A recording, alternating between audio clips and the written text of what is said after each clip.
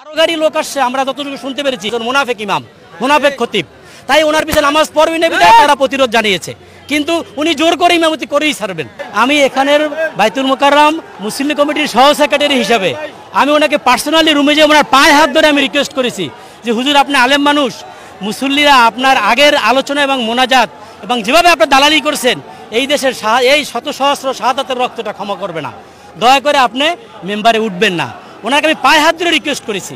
দর্শক একেবারে তুমুল উত্তেজনা কিন্তু বিরাজ করছে বাইতুল মোকাররম উত্তর গেট। দর্শক আপনারা দেখতে পাচ্ছেন যে একজনকে কিন্তু আপনারা দেখতে পাচ্ছেন যে আসলে তাকে ঘিরে রেখেছে পুলিশ, কিন্তু পরিস্থিতি নিয়ন্ত্রণের চেষ্টা কিন্তু করছে।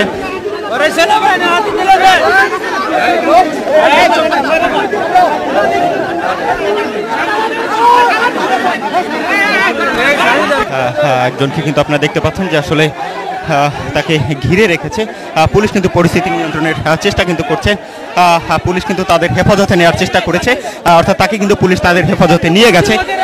পুলিশ কিন্তু তাদের হেফাজতে নিয়ে গেছে তাকে। দর্শক পরিস্থিতি কিন্তু একেবারে উত্তপ্ত পরিস্থিতি বিরাজ করছে এখানে। দর্শক দেখতে পাচ্ছেন যে সাধারণ মুসল্লিরা একজনকে কিন্তু আসলে তবে ধরেছে এবং পরবর্তীতে পুলিশ কিন্তু তাকে তাদের নিরাপত্তা কিন্তু এখানে নিয়ে গেছে। আমরা ইসরায়েলে বসবাস করি যে আজকে স্বাধীন বাংলাদেশ, এই স্বাধীন বাংলাদেশে মুসল্লিদের রক্তে কেন বাইতুল মোকাররম লাল হয়েছে, আমরা এর জবাব চাই।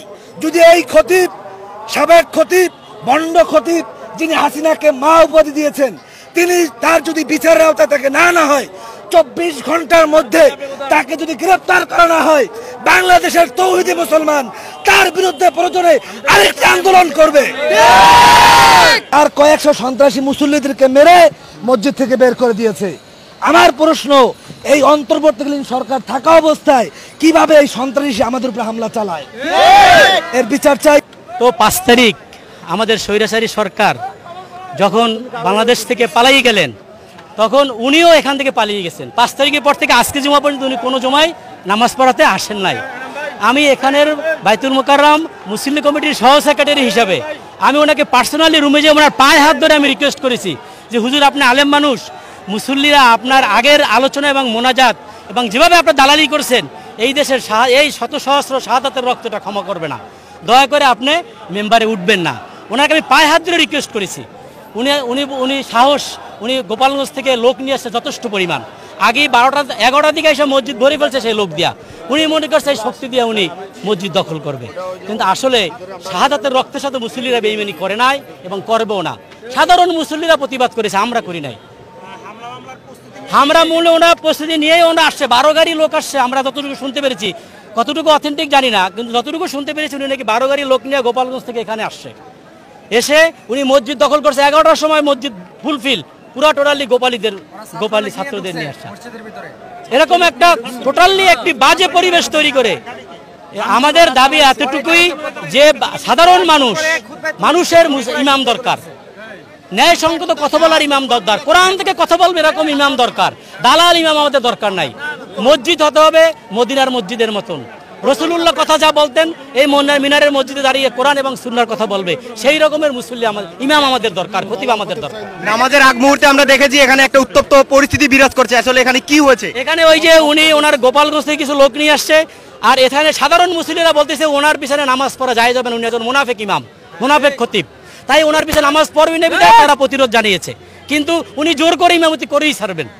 সবাই প্রতিবাদ করছে, উনি যে লোক ভাড়াটিয়া করে নিয়ে আসছে সেই তারা এটার প্রতিবাদ করেছে, সেইখান থেকে একটা হিংস্র প্রতিবাদ তৈরি হয়েছে। কিন্তু আমরা ওনার গায়ে কেউ হাত দেই না এবং ওনাকে আমরা সর্বোচ্চ প্রোটেক্ট দিয়েছি, একজন আলেম কোনোভাবে যেন বেইজ্জতি না হয়, এবং আমরা সেটাই করেছি। জি, এই বাইতুল মোকাররমে এই হাসিনার খুনি হাসিনা নিয়োজিত এই দালাল কিভাবে আজকে মসজিদে প্রবেশ করলো, আমরা বলতে চাই প্রশাসন কি করলো। এজন্য আজকে মাননীয় প্রধান উপদেষ্টা সহ যারা বাংলাদেশ সরকারের বর্তমান দায়িত্বে রয়েছেন, মাননীয় ধর্ম উপদেষ্টা সহ আমরা মুসলিম হিসেবে বলতে চাই, এই খুনি হাসিনা নিয়োজিত এই দালাল যাতে করে এই বাইতুল মোকাররমের চত্বরে ঢুকতে না পারে। আমরা বলতে চাই আজকে আমরা ইসরায়েলে বসবাস করি যে আজকে স্বাধীন বাংলাদেশ, এই স্বাধীন বাংলাদেশে মুসল্লিদের রক্তে কেন বাইতুল মোকাররম লাল হয়েছে, আমরা এর জবাব চাই।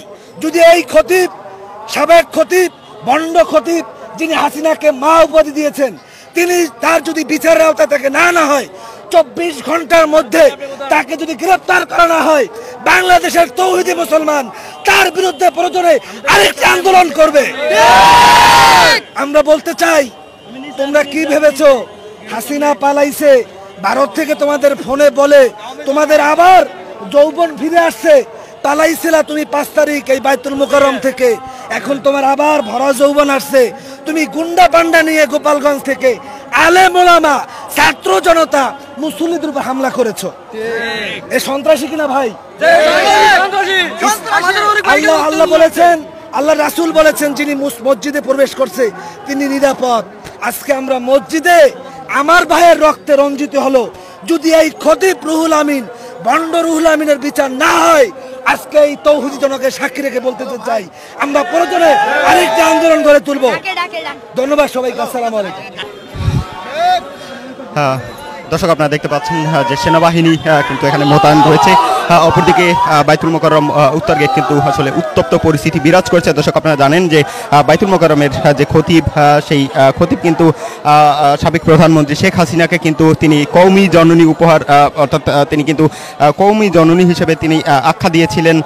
তারই পরিপ্রেক্ষিতে আমরা দেখতে পাচ্ছি তিনি কিন্তু গত 5 তারিখের পর কিন্তু বাইতুল মোকাররমে অনুপস্থিত ছিলেন। এরপর কিন্তু আজ তিনি যেহেতু বাইতুল মোকাররম উপস্থিত হয়েছেন, তারপর কিন্তু আমরা দেখতে পাচ্ছি যে বাইতুল মোকাররম ঘিরে যে একটি উত্তপ্ত যে পরিস্থিতি, সেটি কিন্তু আসলে আমরা দেখতে পাচ্ছি। দর্শক আপনাদের দেখানোর চেষ্টা করছি, আমরা কথা বলার চেষ্টা করব। অবশ্যই না, আমরা এটা অনাকাঙ্ক্ষিত, এটা কখনো কামনা করি না। যারা জানে, যিনি সব সময় এখানে দালালি করেছেন, যিনি এখানে প্রধানমন্ত্রীর জন্য, শেখ হাসিনার জন্য দোয়া চেয়েছেন, সবসময় সাপোর্ট দিয়েছেন অন্যায়ভাবে, তিনি যখন স্বৈরাচারের পতন হয়েছে তিনি সেখান থেকে পালিয়ে গেছেন। কিন্তু হঠাৎ করে তিনি আবার কোন সাহসে, কার ইশারায়, কোন ইঙ্গিতে এই পরিবেশকে অস্থিতিশীল করার জন্য দুর্বিসন্ধি নিয়ে সে কেন আবার এখানে আসার ঘোষণা দিয়েছে? এবং ছাত্র জনতা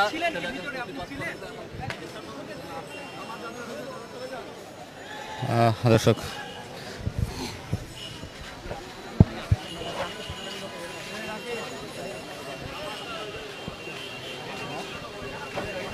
দর্শক দেখতে পাচ্ছেন সেনাবাহিনী কিন্তু মোতায়েন কিন্তু রয়েছে। তারা কিন্তু আসলে পরিস্থিতি নিয়ন্ত্রণের চেষ্টা করছেন।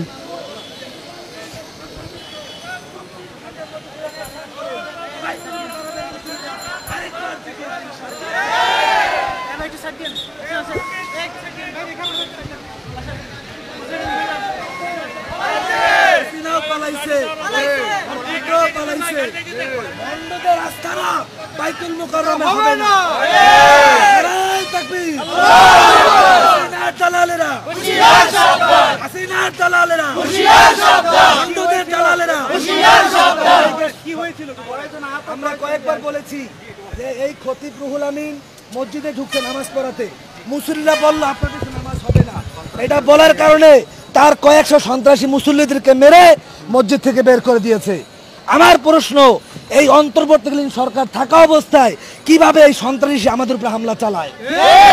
এর বিচার চাই। সবাইকে ধন্যবাদ। আসসালামু আলাইকুম ওয়া রাহমাতুল্লাহি ওয়া বারাকাতুহু। ফাঁসি চাই, ফাঁসি চাই, ফাঁসি চাই, ফাঁসি চাই, ফাঁসি চাই, ফাঁসি চাই।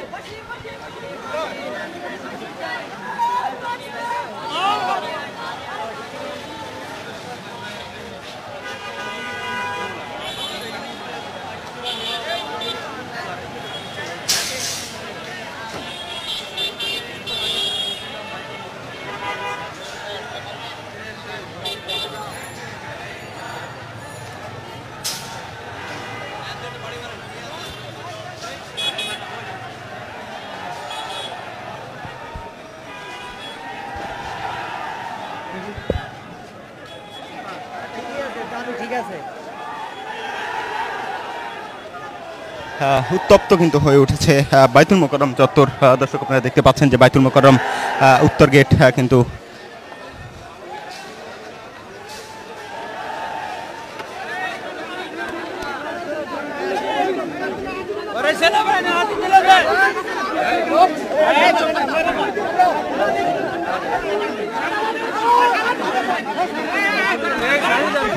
একজনকে কিন্তু আপনারা দেখতে পাচ্ছেন যে আসলে তাকে ঘিরে রেখেছে।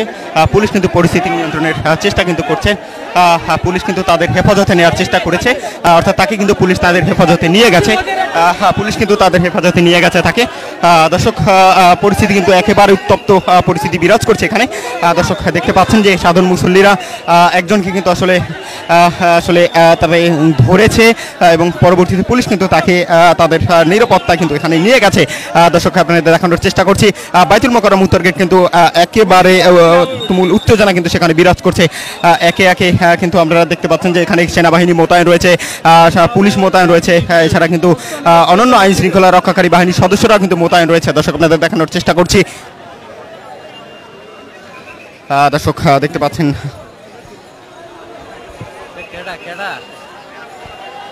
পুলিশের কারণে আছে সমস্যাটা।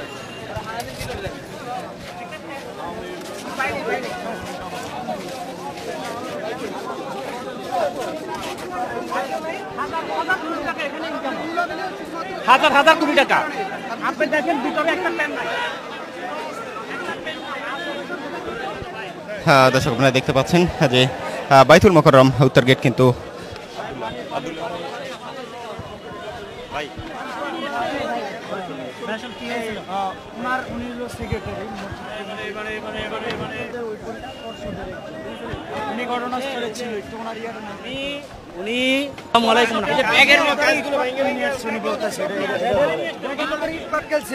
তারা যখন তারা এই গোপালগঞ্জ থেকে গোপালগঞ্জ থেকে তারা 500 রুহুল আমিন সাহেব 500 লোক এই ছাত্রলীগকে নিয়ে তারা মসজিদে ঢুকে, আর মসজিদ তারা আজকে আগেই ভরে যায়। মসজিদ তারা টাইম হওয়ার আগে মসজিদ ভরপুর হয়ে যাবে। যখন খুতবায় দাঁড় হবে তখন রুহুল আমিন সাহেবকে তারা জোর করে তারা খুতবায় তুলে দেয়। তখন তারা ইট পাটকেল নিয়ে তারা সাধারণ মুসল্লিদের উপর হামলা করছে। ইট পাটকেল এবং ব্যাগের সাইজে লাঠি করে নিয়ে আসছে এরা সবাই। এই যে নামাজের আগের যে ইমাম সাহেব ছিল রুহুল আমিন সাহেব, সে তো হাসিনাকে বেহেশতের সার্টিফিকেট দিয়েছিল এবং কামি জননী কইয়া কামি মাদ্রাসার সমস্ত আলেমদেরকে সে ব্লেম করছিল। উনি গত 2 সপ্তাহ নামাজ পড়ায় না, এই সপ্তাহে আসছে এবং আসার সাথে ওনার সাথে উনি একটা বাহিনী নিয়ে আসছে। এটা সাধারণ মুসল্লিরা আমরা বুঝতে পারি নাই। পরে রানিং ইমাম সাহেব যখন খুতবার জন্য দাঁড়াইতেছে তখন উনি যাইয়া ওনার বাহিনী আক্রমণ শুরু করছে। মেহরাবেও ইট ফাটকেল মারছে। মানে তখন মুসল্লিরা বুঝতে পারে নাই। যদি বুঝতে পারতো তাহলে তো সবাই অ্যালার্ট হয়ে যেত। এই ফাঁকে তারা নিজের ব্যাগের থেকে পাথর ইটা নিয়ে আসছিল, এগুলি সমানে মুসল্লিদের মধ্যে মানে ডিল ছোড়া শুরু করছে। এরপরে যে একটা হট্টগোল লাগলো, পরে আস্তে পূর্ব গেট দিয়া যার যেমন বাগা শুরু করলো। এটাই হলো সর্বশেষ অবস্থা দেখলাম। আর